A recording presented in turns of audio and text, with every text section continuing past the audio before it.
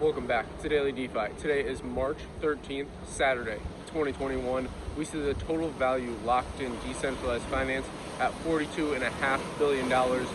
Keeps creeping up to that all-time high right around $44 billion locked in.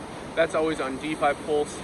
We pretty much had the whole week over on my computer, so I thought I'd bring it out and just do a face-to-face video, and then we'll move into some of the coins that have been performing really well. But I did want to touch on the NFT marketplace. So as you can see in the thumbnail over on the right side, I put this anonymous whale, someone who got into Bitcoin very, very early with a very large sum of money. And that's kind of how people refer to people with a very large holdings of Bitcoin. Obviously, since there's a fixed supply at 21 million, anyone who holds just 1 million tokens is killing it, clearly, especially when you see companies like Tesla. Elon Musk is now not the richest man in the world. Jeff Bezos got back up there, but I mean, when at one point in time the richest man in the world's company is putting a decent size of their balance sheet into an asset like Bitcoin, even though it's still speculative by some people, it kind of paints this picture where it's like this thing is here to stay. It's not just kind of this retail speculation bubble in 2017. Now we're starting to see the institutional demand,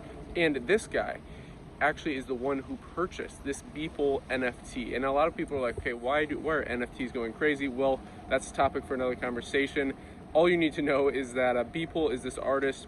He has a conversation on Anthony Pompliano's podcast. I highly recommend you go check that out. If you're interested, he talks about creating a new piece of art, a new NFT every single day. He kind of started out doing this even before NFTs were a thing, non fungible tokens, and it's very interesting. His artwork. He's sold a lot of these. A lot of people are speculating that, oh, this is like money laundering, but I really think with this digital art, especially this compilation that went for $69 million, obviously he's paid in ETH, but that's the valuation. It's pretty interesting because it's been his last, I think it's 500 plus. Let me know in the comments if you remember the exact number, but it's just a giant compilation of all of his daily artwork put in one NFT. So you can see that whale, who's kind of anonymous, obviously, his kind of avatar, I guess, in the right of the thumbnail, and then you can also see a little version of that NFT. And yeah, so it's really interesting. I think one way you can understand NFTs is, okay, why is something with a signature worth more than just for example, you go to, I don't know, who's it, like Kanye West concert, and you get a piece of merch or whatever.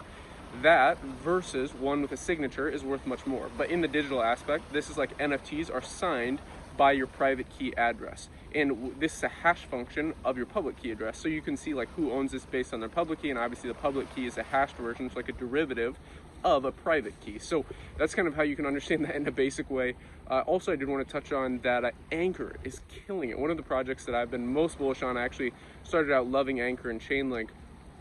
I've talked about this in the past, but I do want to touch on the AKRO and Rocket Pool are killing it. So AKRO's up about 50% on the 24-hour time frame. Rocket Pool is around 32% on the 24-hour time frame. You can check those out over on CoinGecko or CoinMarketCap, whichever one you are most interested in using.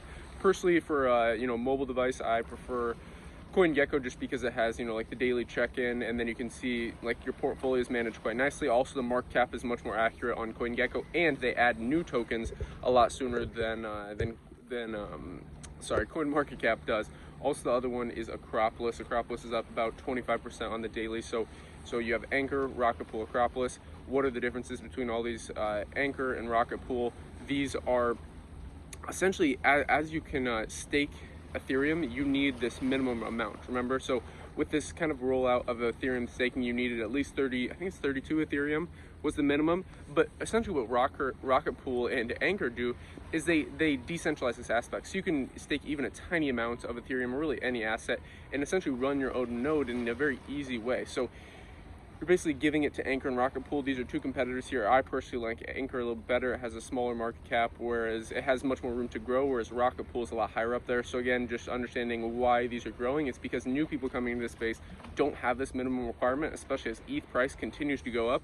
And I think we could easily see ETH at 5,000 to 7,500, if not 10,000 this bull run. So it'll be very interesting, because a lot of projects are built on ETH, so you have to take that into account. So that's pretty much it for today's episode. Enjoying here, beautiful Istanbul. Pretty awesome. You can see over here this is like the Hagia Sophia area, so this is Imanlu with all the famous mosques. I'm staying in Katachoy. So anyways, yeah, beautiful day to be alive. Go enjoy your weekend. As always, if you enjoyed the episode, like, subscribe, button all, invest global, and until next time.